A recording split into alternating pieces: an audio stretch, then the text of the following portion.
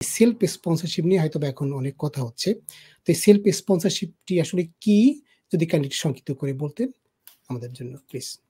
ধন্যবাদ মনিরুজ্জামান ভাই। আপনারা হয়তো জানেন যে স্কিল ওয়ার্কার রুটটা আপনার বহুলভাবে আলোচিত এবং এই রুটের আপনার এখানে স্পন্সরশিপ লাইসেন্সের প্রয়োজন হয় এবং কিভাবে অ্যাপ্লিকেশন করতে হয় এটা নিয়ে আমরা অনেক প্রোগ্রাম করছি।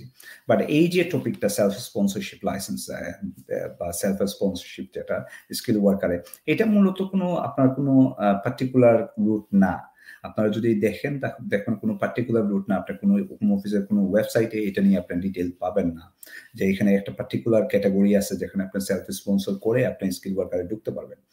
এটা হচ্ছে স্কিল ওয়ার্কার রুটে যারা অ্যাপ্লিকেশন করতে চাচ্ছেন, হয়তোবা ওনার যদি বিজনেস করার রাইট থাকে, বিজনেস করার কন্ডিশন যদি ওনার লিবে থাকে, সে অবস্থায় যদি উনি কোনো একটা বিজনেসের পার্টনারশিপ কিনেন অথবা বিজনেস টেক ওভার করেন অথবা নতুন কোনো বিজনেস সেট আপ করেন, সেই ক্ষেত্রে ওই বিজনেস দেখিয়ে উনি স্পন্সরশিপ বা লাইসেন্সের জন্য অ্যাপ্লিকেশন করতে হবে। বাট এখানে ডিফারেন্সটা হচ্ছে উনি নিজে লেভেল 1 ইউজার বা কি ইউজার হতে পারবেন না। এখানে উনি একজন পার্টনার, এদেশে যারা ব্রিটিশ আছেন অথবা সেটেল আছেন, এই ধরনের একজন লোক ওনাকে নিতে হবে।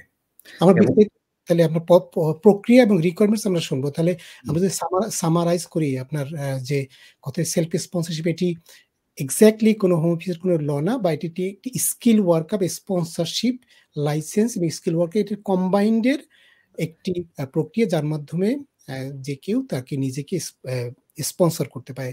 সাহেব, এটি তো মোটামুটি মূল কথা। আমাদের একজন আমার মেইন কথা যেটা হচ্ছে এখানে কোনো পার্টিকুলার রুট না।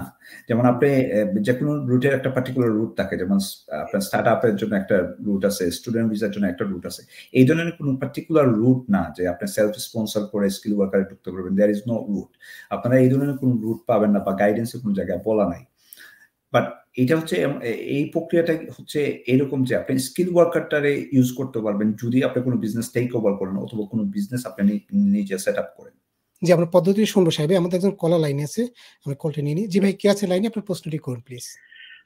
হ্যালো, আসসালামু আলাইকুম শাফি ভাই, কামরুজ্জামান ভাই, কেমন আছেন? জি, মনিরুজ্জামান ভাই, সাহেব ভাই। জি জি, আমরা ভালো আছি। সরি, ভালো আছেন? জি। আচ্ছা, আমার ছোট্ট দুটো প্রশ্ন ছিল। একটা হচ্ছে আমার ওয়াইফ 10 ইয়ার্স রুটে থার্ড টাইম ভিসা এক্সটেনশন হয়েছে ওর। তো এখন ওর পাসপোর্টটা এক্সপায়ার হয়ে গেছে, বাংলাদেশি পাসপোর্ট। আমি আবার রিনিউ করছি পাসপোর্টটা। তো এখন কি আমাকে কি হোম অফিসে জানাইতে হবে ওর যে পাসপোর্টটা রিনিউ করলাম? Number 1 question. না, আপনার সেই ক্ষেত্রে হোম অফিসের এখানে কোনো পার্টিকুলার গাইডেন্স না যে আপনার যদি পাসপোর্ট চেঞ্জ হয় জানানোর জন্য। আপনি যখন নেক্সট অ্যাপ্লিকেশন করবেন তখন নতুন পাসপোর্ট দিয়ে অ্যাপ্লিকেশন করবেন, শুড বি ফাইন। ওকে ভাই, আপনার দ্বিতীয় প্রশ্ন প্লিজ। জি, তাহলে আমাকে হোম অফিসে জানাতে হবে না, কারণ আমি কথাটা কাইটে গেছে, বুঝি নাই। তাহলে আপনাকে জানাতে হবে না। হোম অফিসের কোনো পার্টিকুলার গাইডেন্স নাই যে আপনার পাসপোর্ট পরিবর্তন হলে বা নতুন পাসপোর্ট আসলে হোম অফিসকে জানাতে হবে, এই ধরনের কোনো পার্টিকুলার কোনো গাইডেন্স নাই। সেক্ষেত্রে আপনার জানানোর প্রয়োজন নাই। আপনি যখন নেক্সট অ্যাপ্লিকেশন করবেন সেই ক্ষেত্রে আপনি নতুন পাসপোর্ট দিয়ে অ্যাপ্লিকেশন করবেন, এটা অটোমেটিক ওনাদের রেকর্ডে চলে যাবে। আচ্ছা, থ্যাংক ইউ। আর সেকেন্ড কোশ্চেন হচ্ছে, এখন বাংলাদেশে যাচ্ছি আমরা, তো ও তো এটা বাংলাদেশে অথবা এখানে কোনো সমস্যা করবে না যে এই পাসপোর্টটা ওরা পাচ্ছে না সিস্টেমে, এটা কিছু হতে পারে না? ঠিক আছে। না, ধন্যবাদ আপনার কোয়েশ্চেনের জন্য।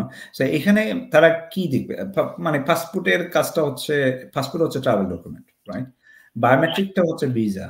আপনার ভিসাটা হচ্ছে বায়োমেট্রিক কার্ড। যখন আপনার ভিসাটা তারা চেক করবে তখন দেখবে যে আপনি ওই ব্যক্তি কিনা, আপনার নামে ভিসা ইস্যু হয়েছে কিনা।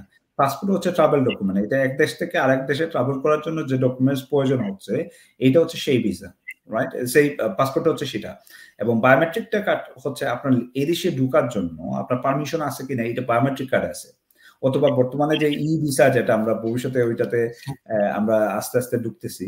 সো এই ই ভিসার মাধ্যমে আপনি প্রমাণ করবেন যে আপনার ওয়াইফ এদেশে ঢুকতে পারবেন, এদেশে থাকতে পারবেন, থাকার রাইটটা আছে, ওইটা দেখিয়ে ওনারা ঢুকবেন। আশা করি উত্তরটা পেয়েছেন। ওকে ভাই, আচ্ছা, আমি দুইটা কোশ্চেন করে ফেলেছি। আমি কি এডিশনাল একটা করতে পারি? জি প্লিজ। আচ্ছা, দুঃখিত, এটা আমি আগে করি নাই।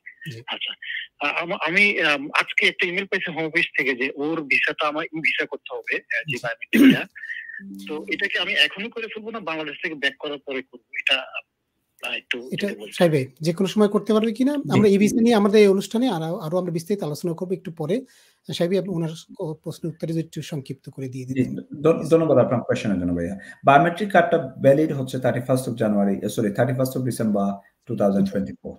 সো আপনার এই পর্যন্ত এটা ভ্যালিড আছে, এটা আপনি ইউজ করতে পারবেন, এই ক্ষেত্রে কোনো সমস্যা না। বাট ভিসা যেটা, এটা আপনি করে ফেললে কোনো অসুবিধা নাই, এখনই করে ফেলেন, এটা কোনো পরিবর্তন হবে না, ঠিক আছে?